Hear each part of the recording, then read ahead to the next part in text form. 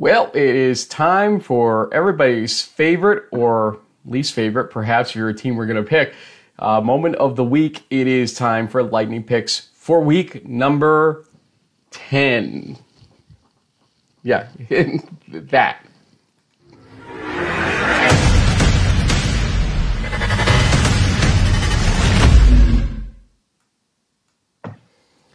Okay, there is a fear across the land that we're actually going to, or well, specifically, I'm going to pick the games that we're about to pick because nobody in this country wants me to pick their game anymore. That's pretty clear. What was the message you got the other day? I got a pretty clear message from Coach Potter at Brockport that you are not allowed to pick their game against Alfred, which if Brockport wins, will get them into the NCAA tournament as the Empire 8 champs, their third year running. It's hard to pass that one up, Frank, but it sounds like you've been banned in certain parts of Western New York. At this pace, I'm going to need to find a deserted island, rather, somewhere. Oh my! I will say something though.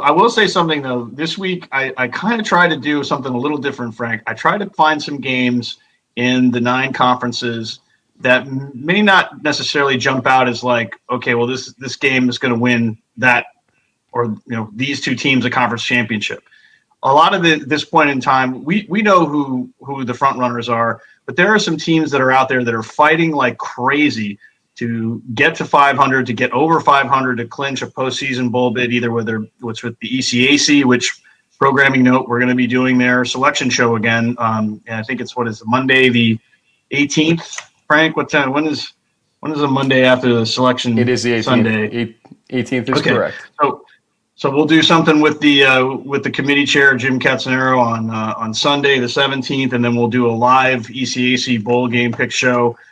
There's a number of teams that are in the mix right now, and there's a lot of games this weekend that's going to decide whether or not these teams qualify. So throwing those out there, and hopefully this will make things a little more challenging for the both of us, Frank. Could help you catch up. It could bury you. I don't know. We'll see. Probably the latter, knowing my luck.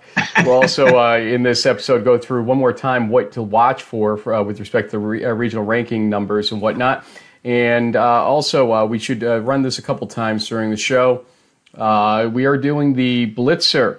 We probably should have the day or date on this that it's happening, but it's Saturday. It's tomorrow.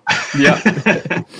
Tune in from 11:45 a.m. till about 3:45 p.m. as we'll take you around the East region and focus on about 20 games that matter toward postseason berths. And as you see in the middle there, that's what your screen will look like a lot of the time as we try to send you around the various games around the country. So we'll update that with the correct date, and we will put that on Twitter as soon as possible. So without further ado, get ready, everyone. I know you're watching. Plaza, I know you're watching. Week 10. Yep, exactly. Potter, I know you're watching. Come on. Don't be nervous. It'll be Coach. okay. Trust me on this one. Let's go.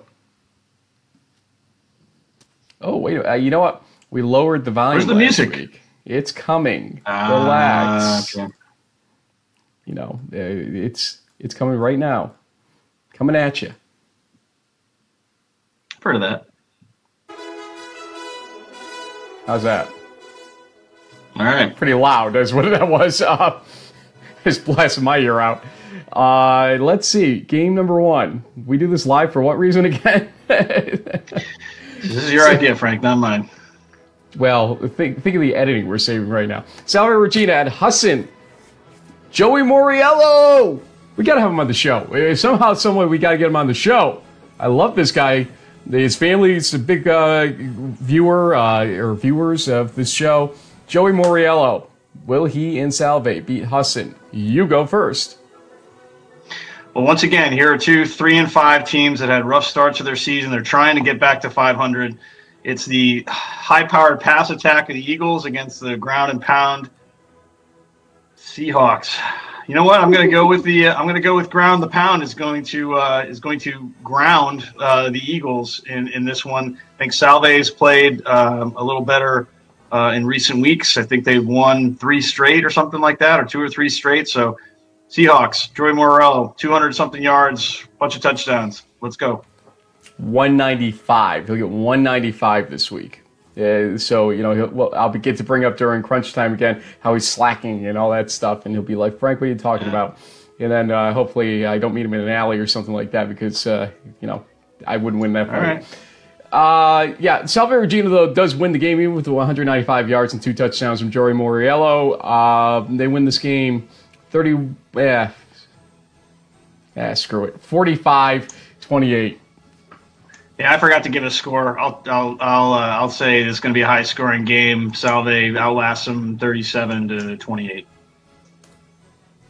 SUNY Maritime at Alfred State. I start, and I'm going to tell you something here. SUNY Maritime could rest their starters for 2 weeks if they want to, because guess what? It's not going to affect who they play. They're going to play Mount Union. There's no doubt in my mind right now. Cat and Zero's watching this. He's like, you think? You really think that, Frank? Yeah, we're going to really fix this one. But look, what's the difference between 6-4, 5-5, or 4-6 in your win-loss record when you're being seeded and matched up in the brackets and whatnot? Not much, because 4 losses will be the worst one out there, maybe tied with somebody that's shocks in the country somewhere.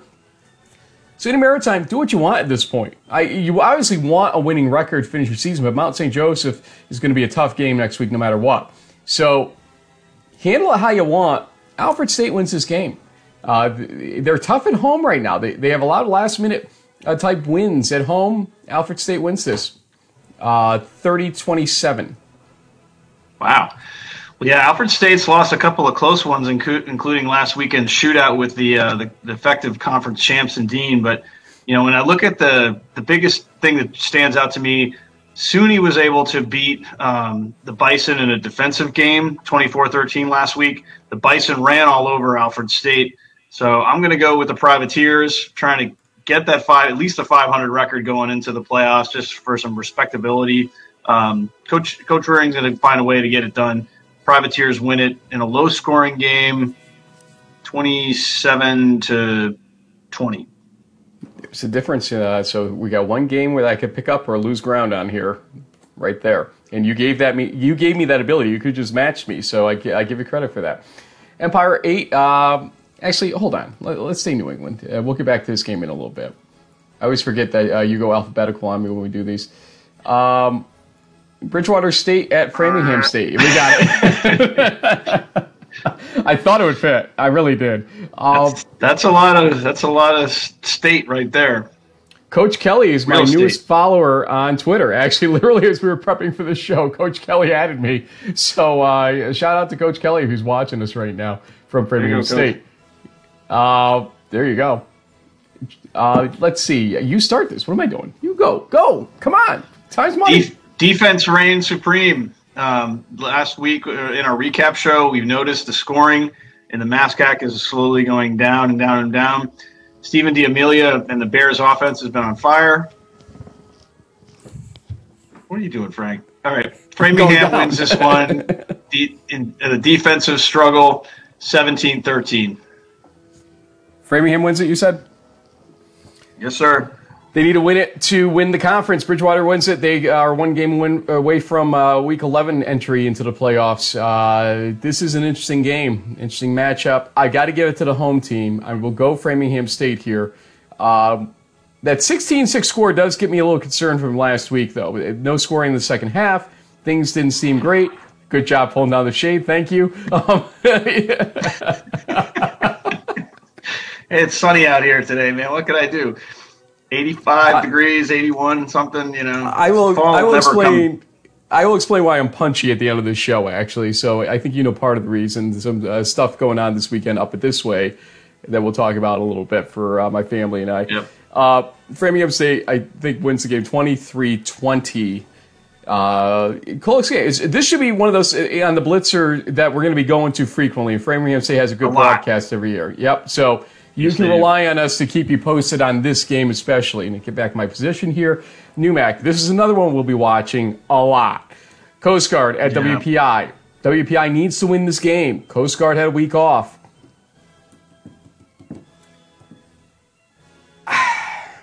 I'm tempted to pick Coast Guard, but it doesn't compute in a lot of ways because WPI takes teams like Coast Guard, it seems like the season, like Merchant Marine, and just runs them over. The Norwich factor, I guess, too, and they're just ready for teams like this.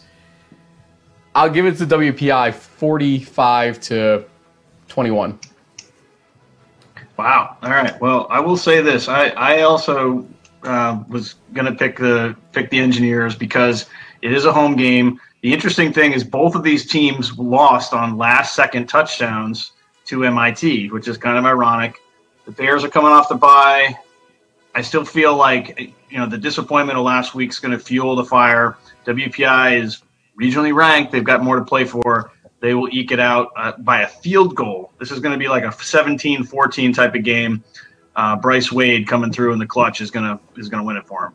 If I saw this as a close game, I would have picked Coast Guard, to be honest with you. I don't see it as a close game right now. I really don't. Okay. Sorry, Coach George and company. I think WPI is going to show up in this game because they need to. Okay. The biggest little game in America, Amherst at Williams, and you start. Coach Ray has had a couple of close, tough losses this season. It's the main difference between why the East are not playing for the championship.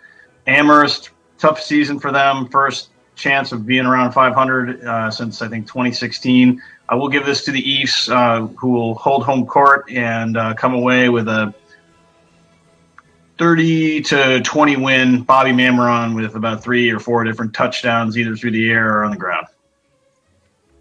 Amherst is playing for massive pride in this game because of the 500 scenario that they're chasing here. Yep. I will give it to Amherst for that reason. This is another difference maker game for us. I'm going to give it to Amherst 28-27 in a really good barn burner game. We'll have clips during our broadcast tomorrow, not live, but live on tape, basically. As this is a Nesson carried game, I believe.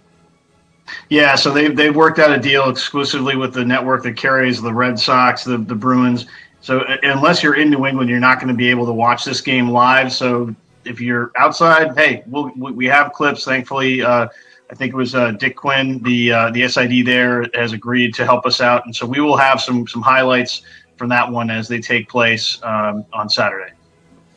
I almost feel important when we can say something like that, but not 100%.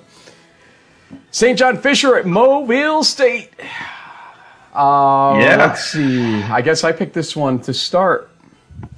It's already snowed up in the Mohawk Valley. It snowed last night. We got snow. Yeah, true.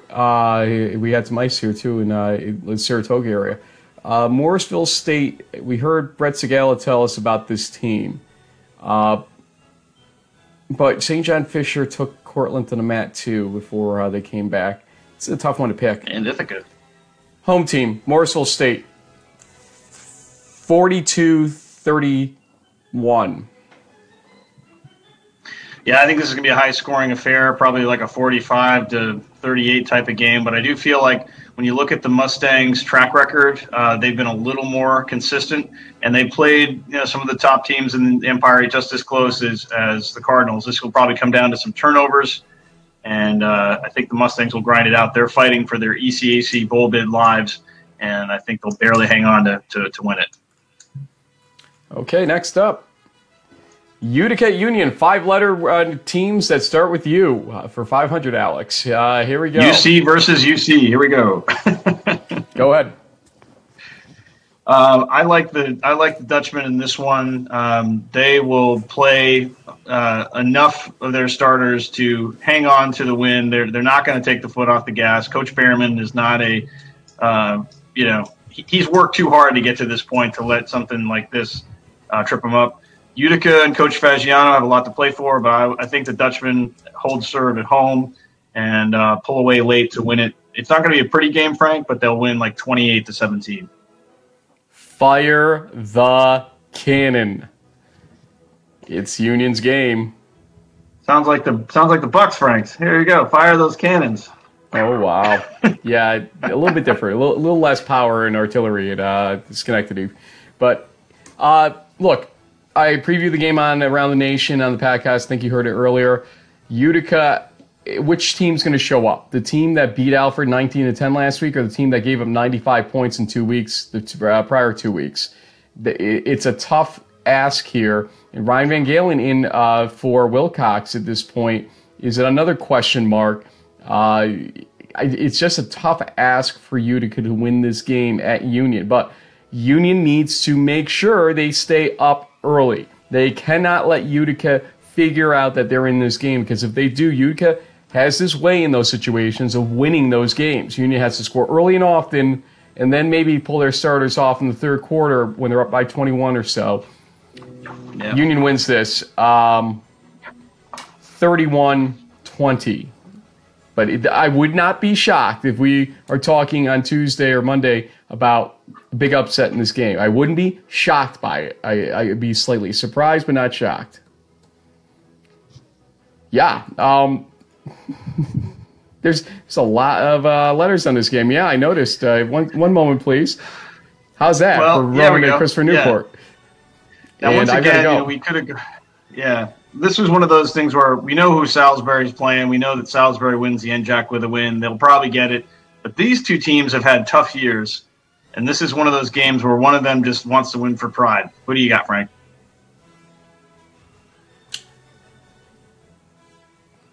Yeah. I don't know what I have here. I keep going back and forth in my head. I can't figure out who to pick. You're absolutely right on the preamble on this. Christopher Newport. Yeah. Let's just keep going in my inability to pick an NJAC game generally, but a specific team that we haven't talked about yet. Christopher Newport wins this game 10-7 over Rowan in the defensive showdown. All right. Well, I'm going to go with the props and Messiah Divine running for 2 or 3 touchdowns to put put Glassboro State over the top. Let's say 28-21. Glassboro State. Wow. Showing your age. Stevenson at Wilkes. You start. This goes back to the laws of syllogism. I love the Colonels and Coach Strock, but when you look at how Stevenson's played this season, especially in the games against Bridgewater, who's probably going to win the ODAC and go to the playoffs undefeated. You look at how they played Del Val, who just won the MAC championship, lost by a touchdown. Wilkes lost by 40-something. I'm going to go with the Mustangs on the road to upset Wilkes. And, I'll say it's a 35-28 game. Close one, Mustangs. These are the games that Coach Huddle specializes in. Any team not named Del Val that's in an upper echelon of the MAC during a season, Stevenson comes in and has the ability to knock off. And I agree with you. On the road here, Stevenson is able to do it again. 30-27 Stevenson. It'll be a good game. Jose Tabor and company have a lot of pride and aren't going to let this one get too far away from them. Okay, ladies and gentlemen, here we go. The big one. You knew it was coming. Will we get the 5 X's? You don't call it a bonus game anymore. Yeah. Yep. William Paterson at Montclair State. Out of respect for what the situation is, I'm letting you go first. Even though it's my turn, you go first in this one. I want to hear what you have to say. We profiled Willie P earlier in the season, and they got off to a great start, but they've been struggling a little down the stretch. They're a young team. Montclair is more of a veteran team. They've won their last few games. I think they take the win in this one in a defensive battle, but they'll have enough offense with Jaquil Birch and company to pull away late, 31-17. And I'll take the Red Hawks.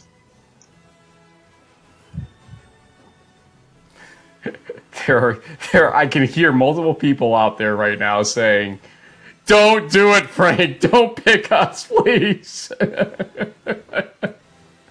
Oh my God, Montclair State wins. They have more ammo than William Paterson does. And there you go. Oh my goodness, Dustin Johnson is the happiest man in America right now. He's like, yes, Frank just picked Montclair again. Will I break this streak? Montclair wins 30-20. And guess what? Ladies and gentlemen, because we are equal opportunity, it's the Potter Bowl. Alfred at Brockport. Go ahead, JB.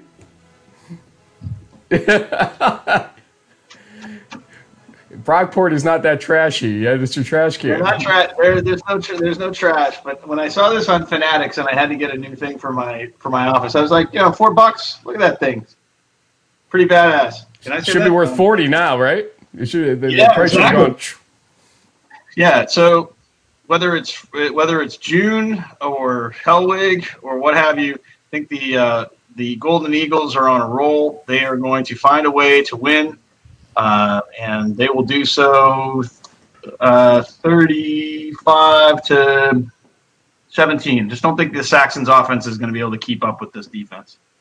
Yeah, Casey Boston and Griffin and company just seem to not have 300-yard days in them right now, from what I can tell. And so 300 total yards, that's a problem. Their defense is very good. You're going to have a defensive struggle in this game. 17-7, Brockport wins this game. Wow. All right. Okay, those are our 11 picks. Is that what we went up to this time? So, yeah, we got 11. It goes up to epic. 11. Yeah. Wow.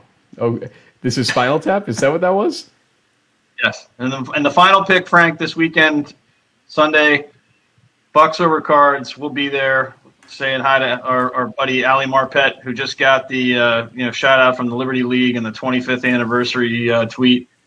Bucks have had a rough season, but Ali and company they're finally home for the first time in 8 weeks. Bucks win. Let's go. I can't pick against you on that. Let's go back to the regional rankings for a minute and point out things that you really want to watch for. And I talked a little bit about why that Union-Utica game will matter to people other than Union and Utica ultimately. Here it is. Salisbury and Wesley and Delaware Valley especially will be fine because they're in a bye. I wouldn't really have concern about the top three. The only thing you're going to watch for is the strength of schedule changes that occur. Union obviously needs to win. In playing a game like Utica, with Utica bringing in some stats from the Empire 8 into their numbers, and the strength of schedule that they are above a 500 team right now, I believe, or right at 500 is Utica. This will help ultimately Union to get right near 500 on their strength of schedule, but they have to win. That's a big deal here. Western New England, they play, is it Nichols? Who do they play this week? I have her next to me here. Yep, Becker, excuse me. Yep, Becker Hawks. Don't mind the things falling as I pull my sheets here. Maybe if I read the screen, it would actually help matters here. I mean, we're so good we have it on the screen. The idea. There you go. Yeah, the only thing with Western New England, they will take a little bit of a strength of schedule hit with the fact that Becker hasn't won any CCC games. Might tick up a little bit depending on if Husson gets up to 4 wins. We'll see. But Western New England's sitting there in pretty good shape to win their conference. We'll be keeping an eye on that one, not necessarily to scoreboard watch, but it's really more of the what we think is the inevitable crowning of the Golden Bears for the CCC title. Now, Ithaca RPI will be interesting. At RPI, definitely. Ithaca, obviously, what's going to happen there in terms of how's their mentality? You talked to somebody about how the locker room was after the Ithaca game. Silent was the answer, pretty much, against Union. So that's it's interesting to see how they're starting. Yeah, we RPI struggled this season, and they don't look as strong as they did in 2018, but you have to remember, that they beat Ithaca at Ithaca by a point on the final play of the game, and so this is sort of a double revenge play here for Ithaca. They have to win to stay alive in the Pool C race, and so they got to come out and take care of business. Put last week behind them and execute against an RPI team that seems a little more vulnerable than they have in the last few years, but it's a must-win game for the Bombers. And Brockport, obviously, they're looking at the idea of trying to get a home game still. But, I mean, all bets are off if they lose to Alfred. They just have to win 1 out of 2, but it's against Alfred and Morrisville State that they have to win one of those games. And so this is an interesting scenario. They have to win this week. They have to win next week to even have a whisper's chance of a home game. Alfred will help their strength of schedule. Morrisville State should do things that are positive to it as well. So Brockport's going to have a very good strength of schedule when this is all said and done. And would they be able to pass Wesley if Ithaca kind of pulls them with them and Union pulls Ithaca with them ultimately? I mean, there could be some real changes in the balance of power here. And we'll see. Yeah, we heard that. We heard that a little on ATN with Jim Katzenaro with the fact Cat that and zero. Cat and zero. Sorry, it's like me and Keen and Kane, right? My pronunciation. Although I did catch Pat mispronouncing Framingham. It's not Framingham. It's Framingham. So whatever. RROs were not factored in, is what we sort of thought we heard, and then was kind of confirmed. Not kind of, it was confirmed. So that's going to change the complexion of that top 10, because as we mentioned in our conversation with Greg Thomas from D3Football.com, from a bracketology perspective, if you factor in the regionally ranked opponents, it changes things a lot, because you have teams like Hobart that have played 3 games, probably maybe see the Statesmen come in if they can beat Buffalo State on Saturday night for their senior game. Unfortunately, it doesn't fall into our window for the Blitzer show. But hey, we got 20 other games to cover, so I think we should be good. But yeah, I think the RRO factor and how things plan out this weekend, we'll see a definitely different looking bottom half of the regional rankings come Wednesday. What is that? The 13th, lucky number 13. There you go. And I'm trying to actually do something to help our ability to look at this simultaneously here. Give me one moment, please. And here we go, as we will drop into this now. And, well, it's going to do that. Yeah. That's great. That's awesome. Oh, yeah. It's slow. There we go. It's a slow. Oh, there you go.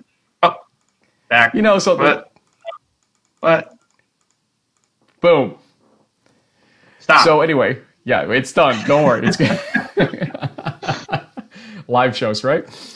Cortland, obviously, with Hartwick should win that game. It's going to come to Utica, I would think. WPI Wilkes, it's been nice seeing you in our regional rankings. Bye-bye now. I can't see how they stay after this week in the regional rankings. How does Coast Guard really help WPI besides maybe a little strength of schedule?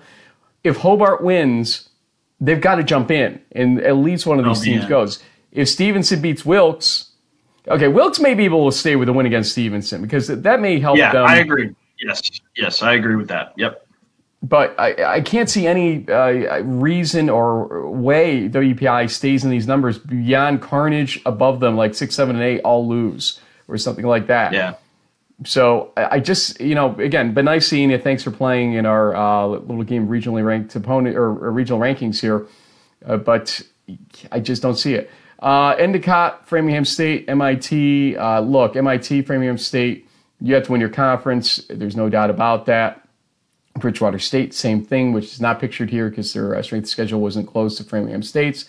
So, again, lots of things to watch for this weekend. And where can you see it all? Well, right there, folks, on the D3 Blitzer Show, Saturday, 11:45 a.m. until 3:45 p.m. Eastern Standard Time on our D3 Huddle channel on Facebook or our D3FB Huddle channel on Twitter. That's where to go. Now, the reason I'm a little giddy like a schoolchild is after 16 years of owning land where we were trying to get a supermarket in my locality here in Ballston, New York. Tonight is the pre-opening night, and tomorrow is the grand opening at 7 a.m. So before we go on the air tomorrow, I'll be greeting people at the Ballston Hannaford, a much-needed supermarket in our area, and really excited for that. And that's why, you know what, we're having a fun time around here today, tomorrow, and on this holiday weekend, Veterans Day. It's a long time coming. Long time coming, because I remember you guys working on this back when we were first, when we sort of met each other through the D3 boards, but we met in person, I think, for the first time in like 2009 in Saratoga, give or take, maybe 2007.